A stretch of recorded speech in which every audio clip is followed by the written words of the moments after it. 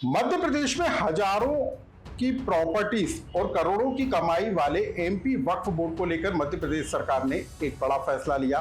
मध्य प्रदेश सरकार ने एमपी वक्फ बोर्ड का पुनर्गठन कर दिया और इस गठन के साथ ही वक्फ बोर्ड के अंदर हिंदू चेहरों की एंट्री कर दी। मध्य प्रदेश सरकार ने पुनर्गठन करते हुए वक्फ बोर्ड में 2 हिंदू मेंबर बना दिए और इसी को लेकर मध्य प्रदेश की राजनीति में सियासी तूफान उठ खड़ा हुआ है। आखिर कैसे और किस आधार पर मध्य प्रदेश सरकार ने वक्फ बोर्ड में हिंदू मेंबर बनाए और कैसे मध्य प्रदेश में अब इस पूरे मामले को लेकर बवाल मचता हुआ नजर आ रहा है और कैसे कांग्रेस पार्टी के विधायक ने अब इस पूरे मामले को लेकर कानूनी लड़ाई लड़ने का ऐलान कर दिया है, इस खबर को जानिए। नमस्कार, मैं हूं अनुराग श्रीवास्तव और आप देख रहे हैं लोकमत हिंदी।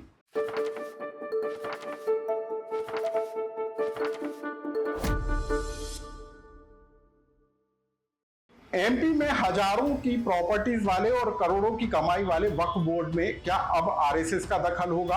क्या वक्फ बोर्ड के वित्तीय प्रबंधन पर अब सरकार की सीधी नजर होगी? मध्य प्रदेश सरकार ने एमपी वक्फ बोर्ड का पुनर्गठन कर दिया और इसमें अध्यक्ष पद पर सनवर पटेल को रिपीट किया गया, लेकिन जिन 10 सदस्यों की नियुक्ति हुई उनमें 2 हिंदू चेहरों की भी एंट्री की गई और इसी को लेकर अब मध्य प्रदेश में सियासी तूफान उठता हुआ नजर आ रहा है, क्योंकि मुस्लिम समुदाय के लोग सड़कों पर प्रदर्शन करते हुए नजर आ रहे हैं। तो कांग्रेस के विधायक ने सरकार के इस फैसले को कोर्ट में चुनौती देने का ऐलान कर दिया। सबसे पहले आप जान लीजिए कि राज्य सरकार ने वो कौन से 2 चेहरे वक्फ बोर्ड के मेंबर बनाए जिसको लेकर बवाल उठ खड़ा हुआ है। मनोज मालपानी जो संघ से जुड़े हुए हैं, यानी कि अब वक्फ बोर्ड में संघ का दखल होगा। अनिमेश भार्गव फाइनेंस से जुड़े हैं, यानी कि अब वक्फ बोर्ड के वित्तीय प्रबंधन पर सरकार की नजर होगी। एमपी में वक्फ बोर्ड की जो संपत्तियां हैं वो सबसे ज्यादा उज्जैन, शाहजहांपुर, आगर और विदिशा में हैं।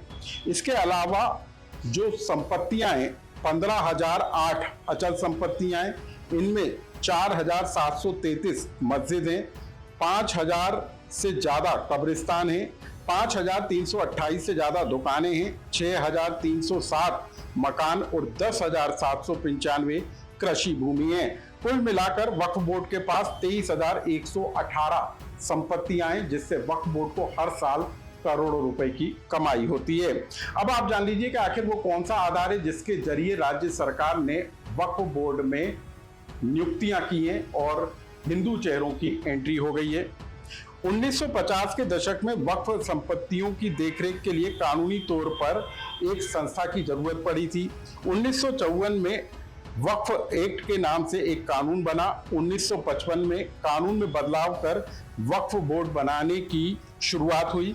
1954 में वक्फ संशोधन अधिनियम पारित किया गया और हाल में ही केंद्र सरकार ने वक्फ बोर्ड संशोधन अधिनियम को पारित किया, जो अब कानून का रूप ले चुका है और इसी के तहत मध्य प्रदेश सरकार ने एमपी वक्फ बोर्ड का पुनर्गठन करके उसमें 2 अलग समाज, अलग धर्म के लोगों को सदस्य बनाया है और इसी पूरे मामले को लेकर मध्य प्रदेश की राजनीति में बवाल मचता हुआ नजर आ रहा है। इस फैसले को लेकर कांग्रेस विधायक आरिफ मसूद और बीजेपी विधायक रामेश्वर शर्मा ने क्या कुछ कहा, आप उसे सुनिए।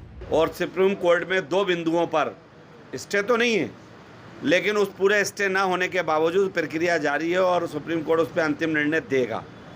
ऐसी क्या आवश्यकता पड़ी थी जो इतनी जल्दबाजी सनवर पटेल को हो गई, इतनी घबराहट क्यों हो गई, ये समझ से परे है। मध्य प्रदेश शासन ने उसमें एक और मिस्टेक करी है कि 2 अन्य कास्ट का प्रावधान है, उन्हें 3 कर दिए। आप लोगों ने ध्यान दिया होगा आयुक्त जो है वो किस समाज का है, तो 2 से 3 हो गए। इस पूरे मामले को लेके मैं सुप्रीम कोर्ट बहुत जल्दी जाऊंगा। देखिए, वक्फ बोर्ड कमेटी आखिर जमीन तो हिंदुस्तान की है और ये अच्छी बात है जब सब लोग कहते हैं कि गंगा जमनी तहजीब ये देश के कल्चर में है, तो गरीबों के हित में दी जाने वाली भूमि है। वो भूमि पर्टिकुलर किसी मुल्ला मौलवी के नाम तो नहीं की गई। तो गरीब है, जब सरकार गरीबी रेखा के कार्ड बना रही है, आयुष्मान कार्ड बना रही है, उस आधार पर उनको सुविधा दे रही है और इसलिए मध्य प्रदेश सरकार की पहल पर और भारत सरकार जो वक्फ संशोधन विधेयक लेकर आए उसके कारण आज ये स्थिति बनी है कि उसमें 2 हिंदू सदस्य रखे हैं। मैं समझता हूँ हिंदू सदस्यों का दृष्टिकोण भी गरीबों का भला करने का है और इसलिए वहां पर उनको रखा है। इससे कोई मुसलमानों को तकलीफ होने की जरूरत नहीं है। हाँ, उनको तकलीफ जरूर हो सकती है जो वक्फ की प्रॉपर्टी को खा रहे थे। तो कुल मिलाकर मध्य प्रदेश जिसके पास सैकड़ों हेक्टेयर जमीनें जो है वक्फ बोर्ड के नाम पर है, एक बड़ी प्रॉपर्टीज, हजारों की संख्या में प्रॉपर्टीज वक्फ बोर्ड के नाम पर है, जिससे हर साल जो है वक्फ बोर्ड को आमदनी होती है। लेकिन इसी आमदनी को लेकर अब जो है मध्य प्रदेश सरकार की सीधे नजर होगी, क्योंकि वक्फ बोर्ड में जो सरकार की तरफ से सदस्य बनाए गए हैं उनमें जो है MBA से जुड़े हुए, फाइनेंस से जुड़े हुए व्यक्ति को सदस्य बनाया गया है और RSS से जुड़े व्यक्ति को भी अहम जिम्मेदारी देकर सदस्य बनाया गया है। कुल मिलाकर सरकार के इस फैसले को लेकर मध्य प्रदेश में सियासी तूफान उठ खड़ा हुआ है, लेकिन इस फैसले के बाद आने वाले दिनों में क्या कुछ नजर आता है ये देखना भी दिलचस्प होगा। लेकिन सरकार के इस फैसले से आप कितना इत्तेफाक रखते हैं ये हमको कमेंट्स बॉक्स में लिखकर जरूर बताएं।